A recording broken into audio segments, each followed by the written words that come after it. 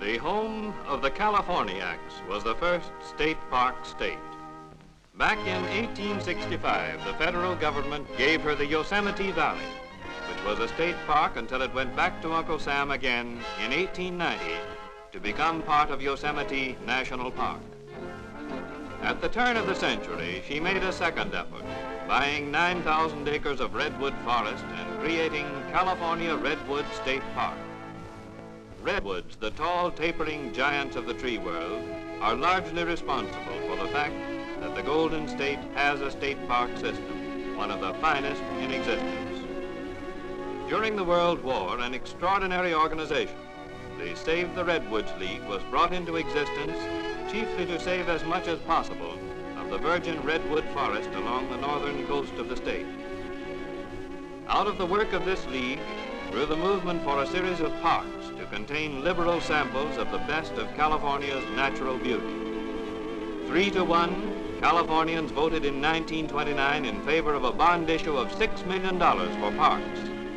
The Bond Act required that if that $6 million has been spent. And for it, California has obtained mountain and sea, forest and desert, canyon, stream, and waterfall worth twice the majestic world, carpeted with smooth oxalis or giant fern, from which straight, clean trunks rise 300 feet toward the sky, are found in California's state parks, saved forever from the axe, to fill those who behold them with awe and reverence.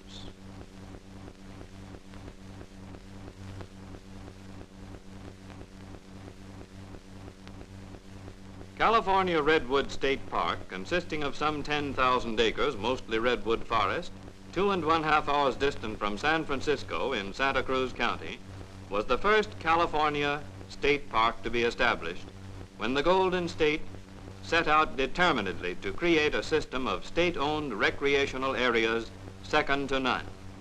It is a magnificent monument to those stately giants of the forest world.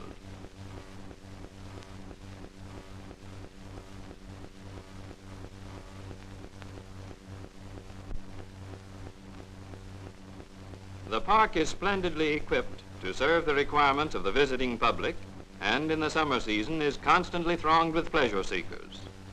The coming of the Civilian Conservation Corps under the ECW plan speeded up a program of continued development which will take many years to complete.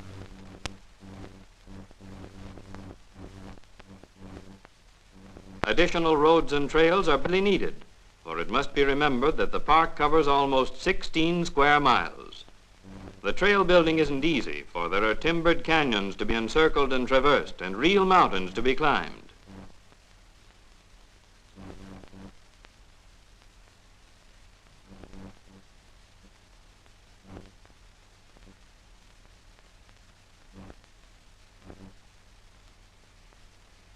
Bridges are being put in, constructed entirely of bold native material. Timbers are easy to procure and therefore inexpensive. The Conservation Corps, under the expert direction they are given, are able to handle every detail of the work.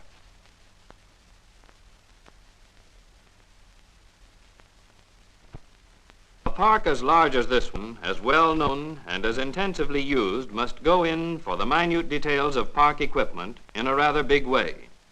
There are lots of outdoor cooking or camp stoves, and the yards in which they are built, with much of the labor done by Conservation Corps enrollees, are real concrete fabricating plants. The camp equipment is designed by draftsmen and engineers attached to the camps. The chief aim in design is that of fitness in relation to forest environment.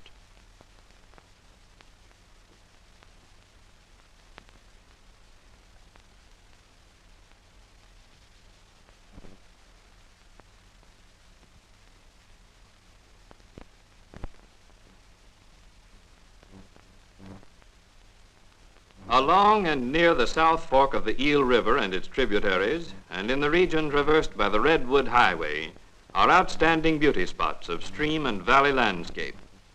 Though long established as a popular resort for visitors to Humboldt County, Humboldt Redwood State Park has always needed just the kind of work which was made possible through the inauguration of the ECW plan, with its army of civilian Conservation Corps workers. It was imperative that the beauty of the area as a whole be preserved by extending the boundaries of the original lands comprising the park.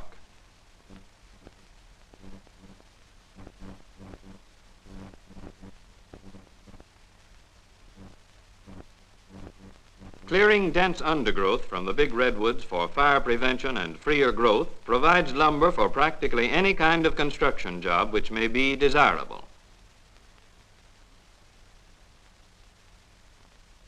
The Conservation Corps boys make everything from heavy bridge timbers to park signs. Many of the trails being built have exceptional scenic beauty. They wind for miles over fern-clad slopes to reach the mountaintops. Around the Corps campsites, the traffic set up by the new work projects using tractors, trucks, and other heavy machinery make constant road work necessary. Increasing the telephone communication system in these big forest areas is an invaluable conservation measure which the enrollees are contributing. Timber fires haven't nearly the chance they had some years ago.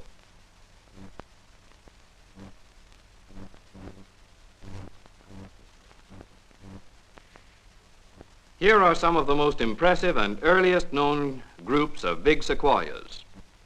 The Stanislaus River, one of the most beautiful of the many California mountain streams, flows near the groves. In forests where necessary thinning provides the poles, the extension of telephone and telegraph systems is not difficult. Miles of fire lanes are being cut. Trenching and the improvement of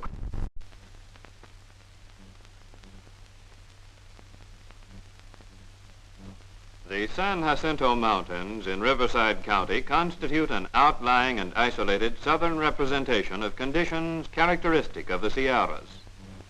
Here are more than 50 square miles of beautiful wilderness, virgin timber and rugged mountains, one towering peak that rises well over 2 miles. The summit of the range affords an impressive view of the surrounding country for hundreds of miles around. And from Hidden Lake, one can see the desert so weirdly and mysteriously barren on the very edge of this amazingly fertile California.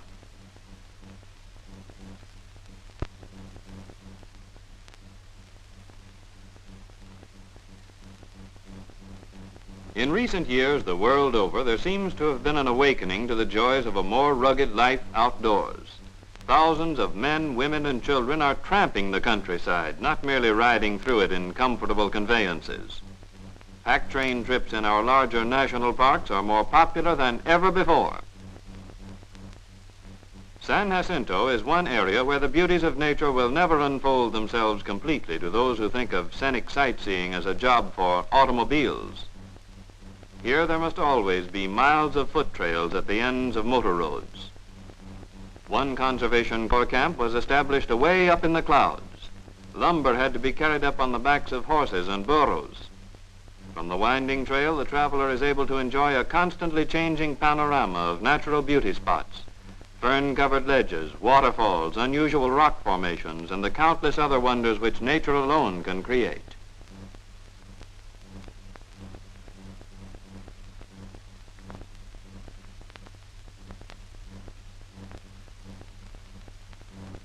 There's a lot of work to establishing the kind of camp in which more than 200 people can live for an indefinite period, winter and summer, in comfort and with safety to their health.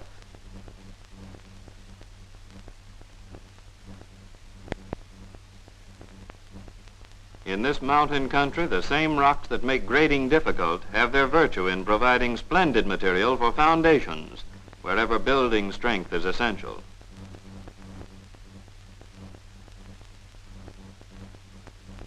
Building additional trails is a part of the enrollees' work at San Jacinto. Some of these trails look like little shelves in the solid rock walls of awe-inspiring chasms. Culverts and supports are made from granite blocks quarried right on the job.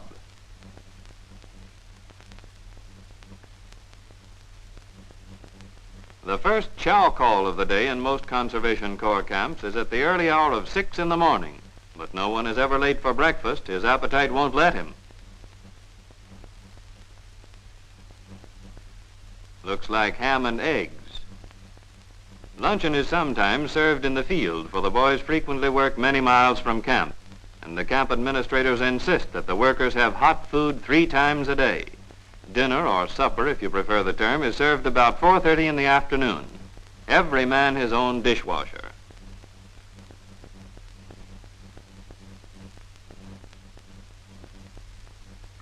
Rubicon Point is a scenic area on the shores of Lake Tahoe, one of the highest and the largest of the Sierra Lakes. The lake itself, because bodies of water this size are rarely found at such high altitudes, is an outstanding attraction in the Pacific Coast section. Here's an expanse of 193 square miles of cold, crystal clear water, perched almost 1.25 miles high in the mountains. Many of the motion picture celebrities from Southern California have cottages along its shores. Within easy motoring distance of Sacramento, Oakland, and San Francisco, the Rubicon Point Park development attracts many visitors. Campsites, particularly around Rubicon Point proper, with its sandy beach, are popular. The Conservation Corps boys are doing much of their work in the forests, cutting new trails and establishing additional campsites. Sometimes they find it necessary a period of usefulness and are interfering with the development of the park as a whole. One of those not infrequent examples of eroded rock is a point of interest. It is called the balanced rock. Not enough is known of the civilian conservation or conservation of civilians part of this unique nationwide recovery plan. More than 1 million young men and war veterans have been participants. Few of them have failed to absorb benefits of even greater value to them than the mere employment and money they have been given. These boys here are being taught many things about tree and plant life, insect pest control, and so on, which they can apply in later life.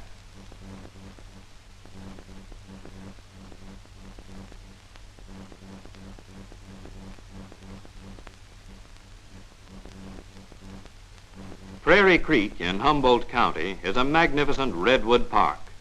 Rocky ocean shores with here and there stretches of sandy beach add materially to the charm of the region. Think of the peace of a camp like this, where trees lift themselves 300 feet from the springy turf, redolent with the incense of redwood, pine, and fir.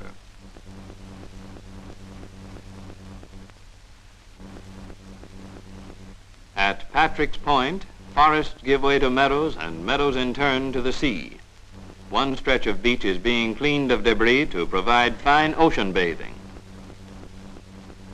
Undergrowth is luxuriantly deep, and the trail building is being carefully done to preserve it.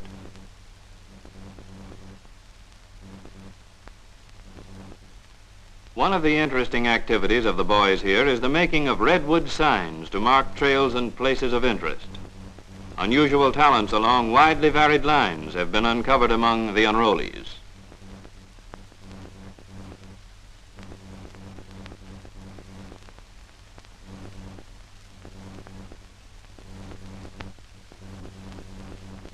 From roads along the tumultuous Big Sur River, there are vistas of churning rapids, lively waterfalls, stately forests, wood-fringed meadows, and lofty mountain peaks. Just before it plunges into the Pacific, the Big Sur traverses a beautiful valley about 250 feet above sea level. 600 acres, including this valley, are comprised in this outstanding state park area, variously named from the Big Sur River, Pfeiffer's Woods, and Pfeiffer's Point, which are in the same vicinity. Mountain streams in the California region are unusually swift and powerful. When they start for their ocean destination from elevations much greater than those which are common along the Atlantic seaboard, they move with speed and determination. The distances they traverse are relatively short. Their drop is much more precipitate. They're really a part of one great waterfall, from the peaks of the Sierras to the expansive and powerful Pacific. The park is in Monterey County, about 30 miles south of Carmel, with its western boundary about 6 miles from the junction of the Big Sur and the Pacific Ocean. It is on a fine state highway and easily accessible to travelers en route between Los Angeles and San Francisco, the 2 largest cities in the state. Its scenic features are unusually diversified. Manuel Peak and Post Summit are each about 3,500 feet high. Sycamore and Big Sur are mountain canyons well worthy of the name. The Juan Higuera Creek Falls are of exceptional beauty, and there are inspiring groves of redwoods. Generally speaking, building construction work done by the Conservation Corps enrollees is confined to structures incident to the program being carried out. Barracks and administration buildings are usually built for them before they arrive in camp. This garage for their tractors, trucks, and so on is, however, of Conservation Corps construction. Much of the trail and road work being done requires nothing more than the good old pick and shovel, but in some instances the most modern of motorized equipment is being used.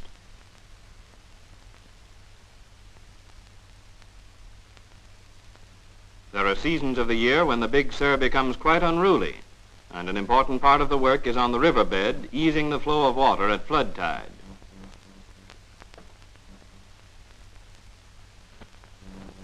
With 200 active young Americans on hand, good baseball is an almost inevitable result.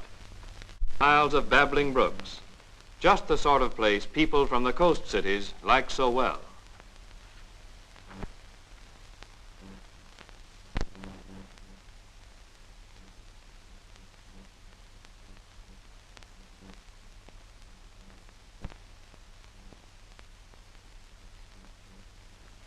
Roads and trails to open up new spots frequently require retaining walls, culverts, and short bridges.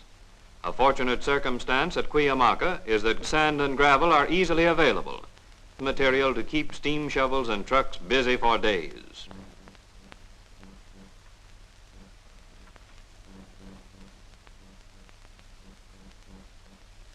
Useful and attractive plentiful incense cedar.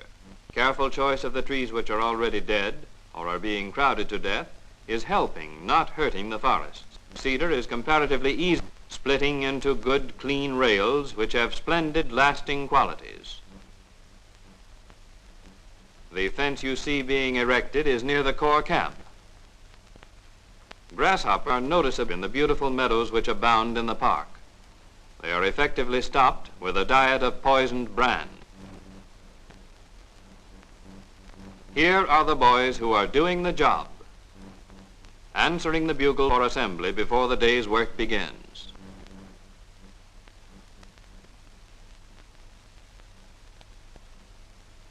On Morro, where that ancient pile known as Morro Rock is an outstanding scenic attraction, the old club is being expanded and developed in a manner which will make it attractive and useful to everybody. The Conservation Corps camp has been established near the site of the old Cabrillo Country Club colony. A fine natural beach is being improved for bathing. The old wooden pier is being replaced with a new pier of modern masonry construction. Roads near the beach are being relocated to provide picnic grounds and parking areas. There will be the usual outdoor ovens, freshwater outlets, tables, and benches. The State Park Commission is interested in a purely conservation measure, the development of a wildfowl refuge. Dikes are being built to shut out the ocean from the low marshlands crisscrossed by inlets from the bay. A fresh water supply will be provided for small lakes and lagoons to attract waterfowl.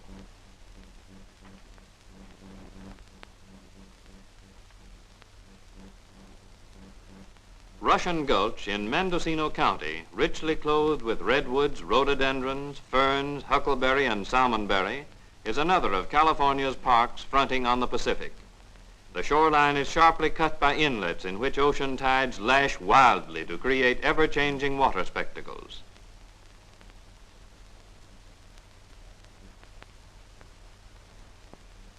Conservation Corps boys are policing the beach, clearing it of ocean wreckage which comes with the tides from nowhere to interfere with the bather's full enjoyment of the salt sea water.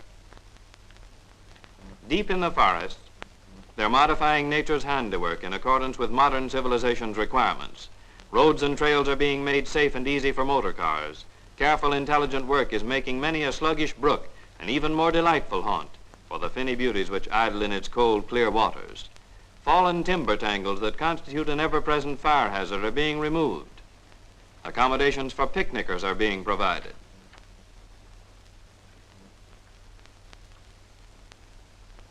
Housing of the Conservation Corps and their equipment has called for a considerable amount of construction in the park.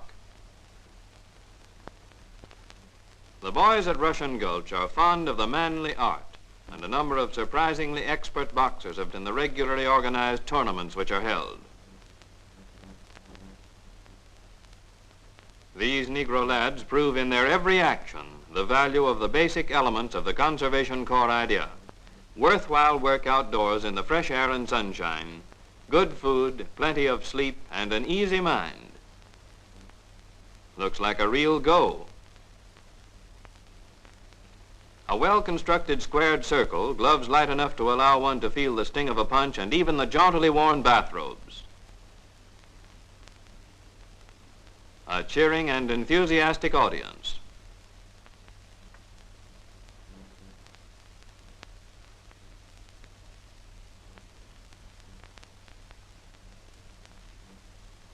These trophies, paid for by the boys themselves, will recall some of the happiest days in the lives of these fine young Americans.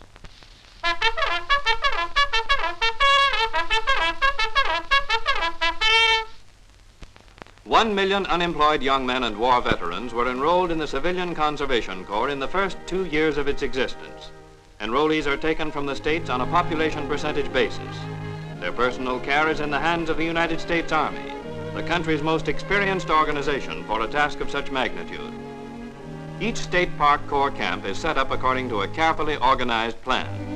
A superintendent employed by the State Park Division of the National Park Service is in charge of the work. Skilled workmen from the vicinity of each camp conduct all work that requires such supervision, the enrollees serving as helpers. The base pay of each enrollee is $30 per month, $25 of which is mailed directly to his declared dependents. Everything the enrollee requires is supplied him. Clothing, comfortable barracks, good food. Doctors are in regular attendance. Direction of this unique and fundamentally sound program to preserve and develop a nation's resources by means of a plan that places high value on manpower is in the hands of some of the country's most important individuals and agencies, headed by President Roosevelt, the man who conceived it and put it into action.